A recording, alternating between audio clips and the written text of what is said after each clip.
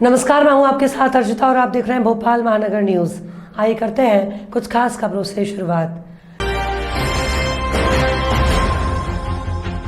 आजादी के पौने 2 साल बाद नवाबी शासन से मुक्त होकर 1 जून को भारत में शामिल होने वाले भोपाल का स्वतंत्रता दिवस आज गौरव दिवस के रूप में मनाया गया। मध्य प्रदेश की राजधानी भोपाल के देश में विलीनीकरण की वर्षगांठ पर मुख्यमंत्री शिवराज सिंह चौहान ने भोपाल गेट पर झंडा फहराया और मशाल प्रज्वलित करके शहीदों को श्रद्धांजलि दी।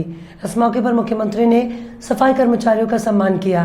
कार्यक्रम को संबोधित करते हुए मुख्यमंत्री ने भोपाल की आज़ादी के दिन अगले साल से सरकारी छुट्टी रखने की घोषणा की। उन्होंने भोपाल का इतिहास बताने के लिए एक शोध संस्थान स्थापित करने को भी कहा। और भोपाल का स्वतंत्रता दिवस भी है। 15 अगस्त 1947 को भोपाल आजाद नहीं हुआ। भोपाल के नवाब ने भोपाल रियासत के भारत में विलीनीकरण से इनकार किया था और तब भोपाल को स्वतंत्र कराने के लिए यहां जन आंदोलन चला था और लौह पुरुष सरदार वल्लभ भाई पटेल के सख्त रुख के कारण और जन आंदोलन के कारण भोपाल के नवाब दिवस हुए। भोपाल के भारत में विलीनीकरण के लिए आज 1 जून को ही भोपाल भारत का अभिन्न अंग बना था। इसलिए तय किया है कि 1 जून को ही भोपाल का गौरव दिवस मनेगा। मैं सभी स्वतंत्रता संग्राम सेनानियों को, शहीदों को जो बोरास में शहीद हुए थे, उनके चरणों में प्रणाम करता हूं। भोपाल वासियों को भोपाल गौरव दिवस और स्वतंत्रता दिवस के अवसर पर बधाई देता हूं। भोपाल का सही इतिहास सामने आना चाहिए, इसलिए हम एक शोध संस्थान जो भोपाल पर शोध करेगा जैसी एक रचना बनाएंगे। और 1 जून चूंकि भोपाल का सही में तो 15 अगस्त स्वतंत्रता दिवस नहीं हुआ, देश भर का है, हम स्वतंत्रता दिवस यहाँ उत्साह से मनाते हैं, लेकिन 1 जून को भोपाल भारत में मिला था औपचारिक रूप से, इसलिए 1 जून को गौरव दिवस भी मनेगा और उस दिन अवकाश रखा जाएगा ताकि बच्चों के दिमाग में भी, आने वाली पीढ़ियों को भी पता रहे कि भोपाल 1 जून को विलीन हुआ भारत में और हम उन क्रांतिकारियों को और शहीदों को याद कर सकें। यदि आप अपने जीवन की हर महत्वपूर्ण घटना, बाहर आने जाने की जानकारी सोशल मीडिया पर शेयर करते हैं तो तुरंत ऐसा करना बंद कर दें, नहीं तो मुसीबत में पड़ सकते हैं। राजधानी भोपाल में ऐसा ही एक मामला सामने आया है। पुलिस कमिश्नर हरिनारायण चारी मिश्र ने प्रेस कॉन्फ्रेंस में बताया, कोलार पुलिस थाना इलाके की राजपूत कॉलोनी में रहने वाले कॉन्ट्रैक्टर जितेंद्र परमार ने काम के सिलसिले में दिल्ली जाने के बाद फेसबुक पर शेयर की।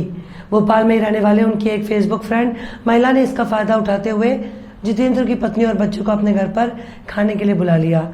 इसके चलते घटना वाले दिन जितेंद्र की पत्नी सुबह 11 बजे से लेकर शाम 7:30 बजे तक अपनी उसी सहेली के घर रही। इसी बीच उसे खाने पर बुलाने वाली फेसबुक फ्रेंड आधा घंटे के लिए बाजार जाने की बात कहकर अपने पति के साथ परमार के खाली पड़े घर पर पहुंची और अलमारी में रखा लॉकर लेकर और कुछ नगद राशि लेकर वापस लौट आई।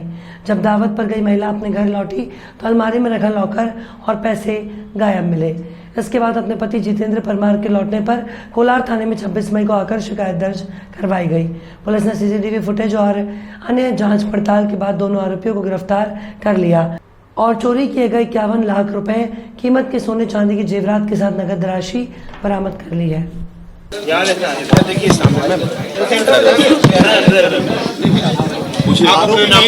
रागिनी सिंह परमार। अच्छा, आप कहाँ रहते हैं? कोलार। जी, ये जो घटना हुई थी वो किस तरह से हुई थी? उनने एक्चुअली मुझे लंच पे बुलाया था, तो हम लोग लंच कराया, उसके बाद हम लोग को ऊपर भेज दिया। बोली हम शिमला मिर्च लेने जा रहे हैं, तो बस इस कारण वो चली गई है और हमारे बैग से चाबी, बैग नीचे रखा था, चाबी लेके और वो निकल गई। उस टाइम वो हमसे बस 40 मिनट बाद ऊपर आई हैं। लोग बैठे, फिर हम घर गए। जब हमने वहाँ देखा तो हमारा लॉकर गायब था। एक्चुअली हमारे हस्बैंड लोग पार्टी में बाहर गए हुए थे, तो उसने उसका फायदा उठा के हम लोग से आपने कितना अमाउंट आपके घर में रखा है, आपने बताया था उसको कि जेवर भी और पैसे भी हैं? वो कभी कभी पूछते रहती थी क्या कैसा बिजनेस है, क्या तुम लोग कैसे ऐसे हमसे क्वेश्चन करती रहती थी। फ्रेंडशिप में तो थोड़ी बहुत शेयर सब लोग कर देते। वो समथिंग 1 साल हो गया होगा।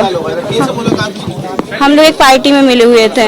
हाँ, तो वो एकदम वो 2-3 दिन पहले हमसे मिलने के लिए आई थी। इतना बड़ा अमाउंट केस की जगह यहाँ पर आपने घर में क्यों रखा? सवाल पूरा करके जाइए। जी, आप पूरा सवाल पूरा करके जाइए। इतना बड़ा अमाउंट घर में रखा था, उसका कारण क्या था? वारदात का तरीका क्या था? वारदात का तरीका इसमें सबसे पहली बात कि कोई व्यक्ति को हम खाने पर आमंत्रित कर रहे हैं, वो व्यक्ति इधर लंच कर रहा है और दूसरा व्यक्ति ने उसके पर्स से घर की सारी चाबियां गायब कर दी और इसके बीच में खाना खा रहे हैं। इसके बाद इन लोगों ने बहाना बनाकर उसे घर पे धावा बोल दिया। व्यक्ति जबकि खाना खा करके और आराम से आसपास की बातें कर रहा है, इस दौरान उसके घर को पूरी तरह से इन लोगों ने साफ कर दिया। उसके बाद भी चूंकि 3-4 घंटे घर में रहे और बाद के लगभग 45 मिनट को छोड़ करके बाकी पूरे समय साथ रहे, इसलिए पीड़ित पक्ष को इस बात का बिल्कुल ही अंदेशा नहीं था कि जिस व्यक्ति के साथ, जिस व्यक्ति ने उन्हें लंच पर बुलाया है, जिस व्यक्ति ने उन्हें खाना खिलाया है, जो व्यक्ति लगातार उनका हमदर्द बनकर उनकी छोटी छोटी बातों को शेयर किए जा रहा है, वही उनके घर में दूसरी पैरेलली चोरी भी करवा रहा है। तो इस बात को समझने में उन्हें देर लगी। बहरहाल पुलिस ने इसकी तह में पहुंच करके पूरे घटना का न सिर्फ पर्दाफाश किया बल्कि चोरी गई बड़ी रकम को वापस भी दिलवाया। मध्य प्रदेश में कांग्रेस सरकार बनने पर पार्टी के प्रदेशाध्यक्ष कमलनाथ के मुख्यमंत्री बनने के सपने को कांग्रेस के वरिष्ठ नेता ही पलीता लगाने में जुटे हैं। इसके चलते विधानसभा में नेता प्रतिपक्ष डॉक्टर गोविंद सिंह के बाद उनके संरक्षक माने जाने वाले पूर्व मुख्यमंत्री दिग्विजय सिंह ने पहले से मुख्यमंत्री घोषित करके चुनाव लड़ने से साफ इनकार कर दिया। उन्होंने अशोकनगर में आयोजित प्रेस कॉन्फ्रेंस में कहा कि संसदीय परंपरा के मुताबिक विधानसभा चुनाव में कांग्रेस को बहुमत मिलने पर विधायक दल ही मुख्यमंत्री का चयन करेगा। जब राहुल गांधी सवाल पूछा तब भी उन्होंने इस पर कोई जवाब नहीं दिया। बात यह है कि हमेशा याद रखिए कि ये संसदीय लोकतंत्र है। संसदीय लोकतंत्र में डायरेक्ट मुख्यमंत्री का चुनाव नहीं होता है। विधानसभा के जो सदस्य बहुमत जिस पार्टी का आता है उसके द्वारा चयन होता है। तो ये जो कहा गया है वो अपने हिसाब से ठीक है। मध्य प्रदेश में विधानसभा चुनाव के पहले ब्राह्मणों के अपनी ताकत दिखाने के लिए भोपाल में 4 जून को ब्राह्मण महाकुंभ आयोजित किया। ब्राह्मणों के विभिन्न संगठनों द्वारा संयुक्त रूप से आयोजित महाकुंभ में द्वारकाधीश पीठ के शंकराचार्य सदानंद सरस्वती और मुख्यमंत्री शिवराज सिंह चौहान शामिल होंगे। महाकुंभ के आयोजकों ने बताया कि इसमें सभी राजनीतिक दलों सहित देश भर के ब्राह्मण भाग लेंगे। उन्होंने महाकुंभ में ब्राह्मणों के हित में 11 सूत्रीय मांग पत्र प्रस्तुत करने और उन्हें पूरी कराने की रणनीति बनाने के लिए कहा है। एक बड़ा आयोजन किया जा रहा है, कब है और कितने लोग शामिल होने वाले, कौन मुख्य अतिथि है, क्या मांग है आपकी? देखिए, ब्राह्मण समाज मध्य प्रदेश द्वारा दिनांक 4 तारीख को जम्बूरी मैदान में एक विशाल ब्राह्मण महाकुंभ का आयोजन किया जा रहा है और इसका नाम दिया गया है ब्राह्मण हुंकार। ब्राह्मण की गर्जना, ब्राह्मण का शंखनाद। ब्राह्मण अपने स्वाभिमान के लिए एकत्रित हो रहा है और यह ब्राह्मण प्रदेश ही नहीं बल्कि पूरे देश और विश्व से भी सारे ब्राह्मण और मातृशक्तियां यहाँ पर आ रहे हैं और अपने स्वाभिमान की बात करने के लिए आ रहे हैं। जिसमें हमारी 11 सूत्री मांगे हैं, उसमें मुख्य मांगे 3-4 मैं आपको बताना चाहता हूँ, जिसमें एट्रोसिटी एक्ट है, आरक्षण का मुद्दा है। तीसरी चीज यह है कि जो ब्राह्मण आयोग का गठन अभी पूर्व में मुख्यमंत्री जी ने ब्राह्मण बोर्ड का गठन की घोषणा की थी, उसको हम चाहते हैं कि ब्राह्मण आयोग का गठन हो और वो भी संवैधानिक तरीके से हो। ऐसे ही बहुत सारी मांगे हैं। उसमें परशुराम, हर जिले में परशुराम जी का एक ऐसा भवन होना चाहिए जिसमें कि छात्रावास की व्यवस्था हो ब्राह्मणों के लिए। निर्धन जो ब्राह्मण है उनकी भी एक ऐसी व्यवस्था होनी चाहिए, जो कि सबसे ज्यादा आज की डेट में अगर देखा जाए तो पठन पाठन की दृष्टि से अगर बात की जाए तो ब्राह्मण ही ऐसा अपने आप को अछूता महसूस कर रहा है। इस कार्यक्रम में हम सबके पूज्य द्वारिका शक्तिपीठ के जगत गुरु शंकराचार्य स्वामी सदानंद सरस्वती जी का सानिध्य हम सबको प्राप्त होगा, उनका आशीर्वाद हम सब ब्राह्मणों को मिलेगा। वह इस कार्यक्रम के हमारे मुख्य अतिथि हैं। आज हम सब लोग सीएम महोदय को भी, मुख्यमंत्री शिवराज सिंह जी को निमंत्रण देने गए थे। उन्होंने हमारा निमंत्रण स्वीकार किया है और उन्होंने कहा है कि हम समय निकालेंगे और आपके दिए हुए जो हमारी मांगे हैं, 11 सूत्री मांगे हैं, हम उस पर अडिग हैं। उसको हम कतई, उस पर कोई कंप्रोमाइज नहीं होगा। हमारी 11 सूत्री जो मांग है उसको हम मनवा करके ही मानेंगे और ये कोई लड़ाई नहीं है। ये हम अपनी बात मानने के लिए किससे बात करेंगे? हम राजा से बात करेंगे और राजा आज की डेट में जो सत्ता पे होगा उसी से बात की जाएगी। और इस कार्यक्रम में हमने कोई सत्ता पक्ष नहीं देखा है, कोई विपक्ष नहीं।